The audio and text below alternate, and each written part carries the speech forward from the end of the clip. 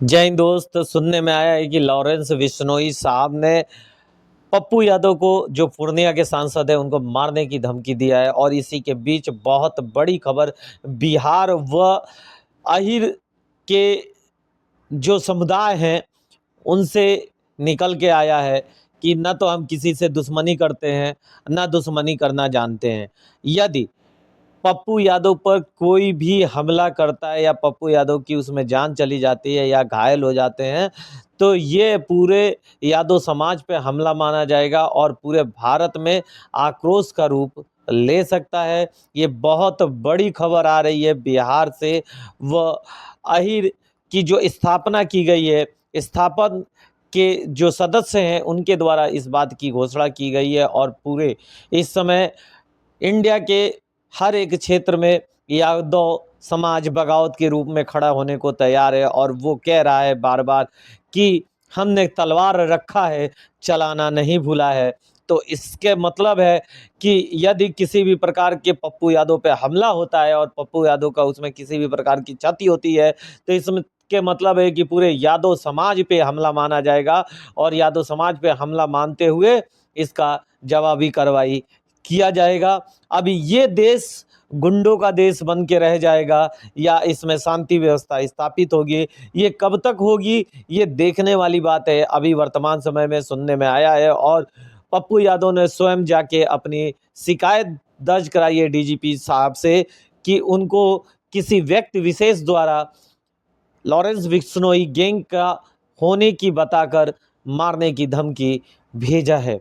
और यदि रिकॉर्डिंग मारने की धमकी की अगर ये सही पाया जाता है तो इस पे जांच और कार्रवाई होना सुनिश्चित है। उससे पहले यादव समाज के अध्यक्ष सभी का मानना है कि पप्पू यादव पे हमला पूरे यादव समाज पे, पूरे भारतीय यादव समाज पे माना जाएगा और इस हमले की जवाब में कार्रवाई किया जाएगा, चाहे संवैधानिक तरीका हो। और न्यायालय इसका फैसला करेगा। और न्यायालय में से उम्मीद है कि यदि फैसला सही तरीके से नहीं हुआ और समाज में ऐसे कुरीति व्यक्तियों का बढ़ावा मिलेगा, तो जरूर आज नहीं तो कल आपसी हिंदू समाज अपने आप में ही लड़ कट मर जाएगा।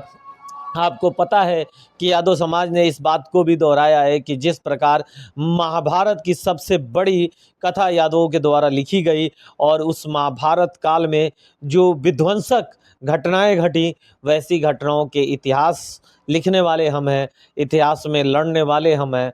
तो इसलिए इस प्रकार की कोई भी भारत में गति न हो जिसके कारण पूरे भारतीय समाज में तौहीनी की भावना उभर कर सामने आए।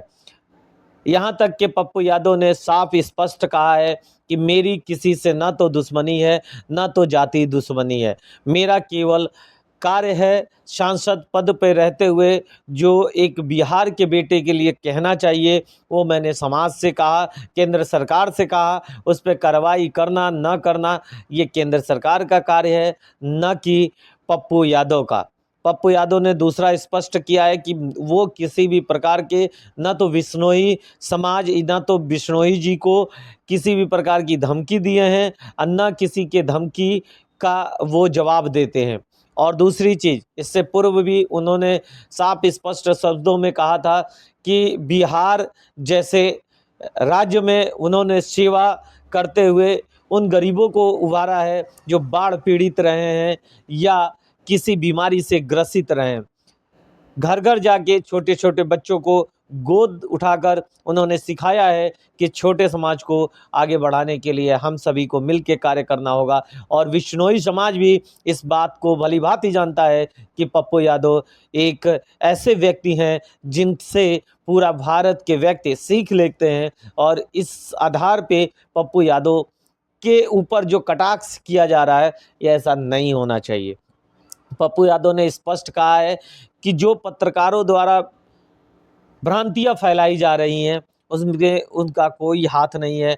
न उन्होंने किसी भी पत्रकार को न डरने की न डराने की धमकी दिया है, जबकि पत्रकार अपने आप के डर को दूसरों के माध्यम से दिखाना चाहते हैं कि मैं डरा हुआ हूँ, ये प्रदर्शित नहीं कर पा रहे हैं। इसलिए वो पप्पू यादव के नाम का इस्तेमाल करके पप्पू यादव को बदनाम करने का कार्य पूरे भारतवर्ष में कर रहे हैं। यहाँ तक कि मनीष पत्रकार भी, जो 2 टुकड़े का पत्रकार है, जिसको कि अब टुटपुजिया पत्रकार हमारे बिहार में बोला जाता है, उसने भी अपने डर को दिखाया है। अगर दम है तो या तो पूर्णिया कोर्ट चला आए या तो लॉरेंस बिश्नोई गैंग को कुछ धमकी दे के दिखाए।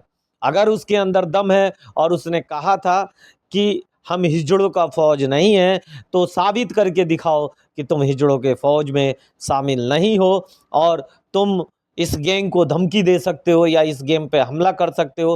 तुम्हारे बस का कुछ नहीं है। सिर्फ और सिर्फ बिहार के गरीब लोगों को गुमराह करने का और उनसे वोट पाने का कार्य कर रहे हो। तुम्हारे जैसे ही एक बिहार में नया पीके निकले हुए हैं और पीके का कहना है कि अब बिहार से एसटी, एससी, ओबीसी समाज जो कि आज तक राज्य करते आई, उसको बिहार से पूर्णतः खत्म कर देंगे, ऐसा मानना है।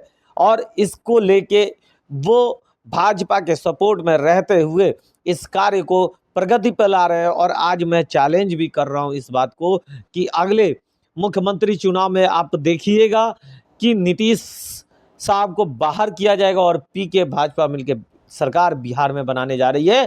तो अभी भी अगर आप सावधान नहीं है तो सावधान हो जाइए, क्योंकि अब बिहार में भी जो एकमात्र ऐसा स्टेट है जहां पे एससी, एसटी, ओबीसी समाज के मुख्यमंत्री रहे और छोटे बिरादरियों को बढ़ावा देने का कार्य किए, अब पीके अपनी पूरी कास्ट समेत हमारे बिहार की जनता के बीच में आए और बताएं वो किस कास्ट, किस समाज से आते हैं और वो आखिर अपने समाज से वोट क्यों नहीं मांग रहे हैं। आखिर उनके समाज के लोग अवैध तरीके से मठ के जमीनों पे जो कब्जा किए हैं उनको क्यों नहीं छुड़ा रहे हैं।